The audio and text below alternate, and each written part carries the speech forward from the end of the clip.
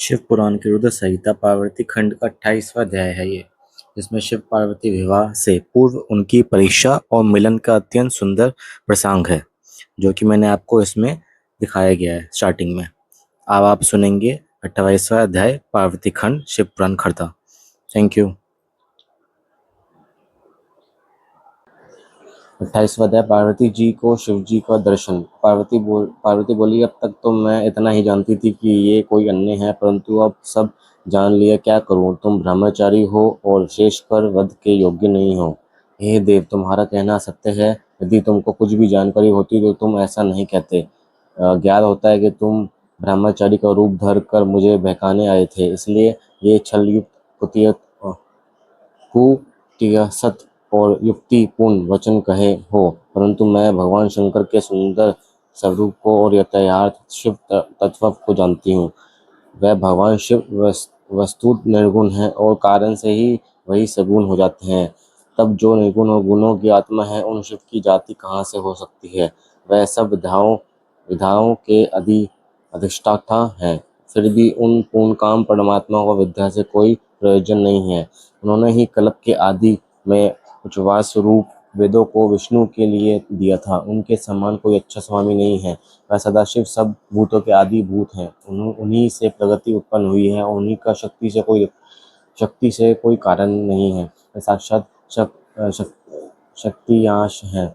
उनके भजन से तो प्राणी मृत्यु को भी जी सकता है।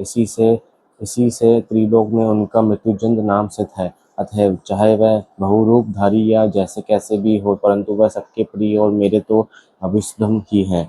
उन महात्मा के समान ना तो विष्णु है, ना ब्राह्मण और कलाधारी देवियों की तो बात ही क्या है। मैंने उनको तत्व रूप से विचार कर इस वन में आकर उनके शिव जी के लिए तप करना आरंभ किया है और उन्हीं दिन प्रतिपालक को प्राप्त करने की मेरी अभिलाषा है। मुने, गिरिराज की कन्या पार्वती ये कहकर चुप हो शिव जी का ध्यान करने लगी। ब्राह्मण ने फिर कुछ कहना चाहा, तब तक पार्वती जी ने अपना विजय नामक सखी से कहा कि ये सखी, ये दुर्जाधम फिर शिव जी की निंदा करेगा, अतः इसे यत्न पूर्वक मना करो, क्योंकि शिव निंदक को ही पाप नहीं लगता, वर्णन सुनने वाला भी पाप का भागी होता है। शिव निंदक को शिव के गण मार देते हैं। यदि वह ब्राह्मण होता है तो उसे छोड़ देते हैं। ये भी ब्राह्मण है, इसे अवध्य है, अतः इसका त्यागना ही उचित है। अथवा हम ही इस स्थान को छोड़कर कहीं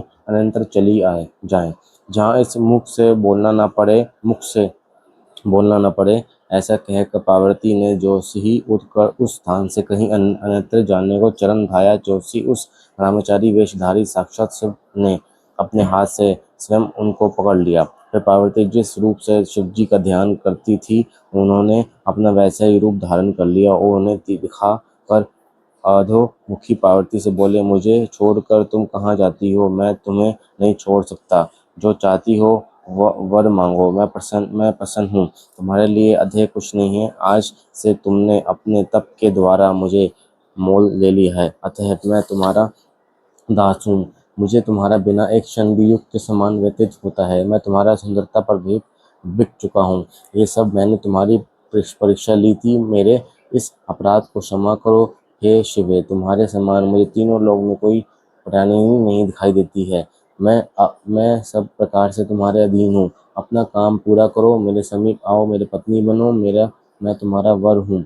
मैं अब शीघ्र ही तुम्हारे साथ उत्तम पर्वत पर अपने घर को जाऊंगा। ये सुनकर पार्वती को इतना अधिक हर्ष हुआ कि उनको तब काल का सारा कष्ट भूल गया।